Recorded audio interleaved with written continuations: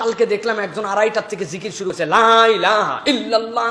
এই যে 20 মিনিট উনি জিকির করতেছেন। কেউ তাহাজ্জুদে আছে, কারো ছোট বাচ্চা আছে, মা বেচারি ওই বাচ্চা উঠে গেলে সাহারি খেতে পারবে না, আপনি ওই বাচ্চারে সহ জাগাচ্ছেন, আপনি মুরব্বিরে কষ্ট দিচ্ছেন, কিয়ামুল লাইল করতেছে, আশপাশে হাসপাতাল আছে, ছোট বাচ্চা আছে, কোনো বুদ্ধি বিবেচনা কিছু নাই, মসজিদের সং লাগায়া আপনি একদম হই হুলস্থুল ডাকা শুরু করছেন। এটা শরীয়তে জায়েজ নাই, শরীয়তে জায়েজ নাই। আপনার গজল কে শোনাতে বলেছে আপনাকে?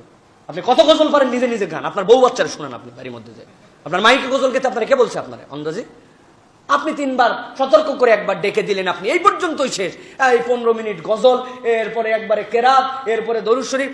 অপর ভাইকে তুলে দিব আমরা, প্র্যাকটিস থাকবে, কিন্তু মানুষকে কষ্ট দেওয়া যাবে না। ইসলাম অপরকে কষ্ট দিতে শিখায় নাই। ইসলাম সবচেয়ে সুন্দর ধর্ম। আমরা আমাদের অধার্মিক আচরণের দ্বারা ইসলামকে অন্যভাবে উপস্থাপন করছি মানুষের কাছে, ঠিক না? সুতরাং অসুস্থ ও মানবিক মানুষ, অনেক মানুষ আছেন যারা শেষ মুহূর্তে উঠেন, যারা কিয়ামুল লাইল পড়ছেন, কোরআন শরীফ পড়ছেন, আপনি জিকির করে, আপনি গজল গেয়ে এত অস্থির করতে হবে কেন? এইগুলা কবে শিখবো আমরা ভাই?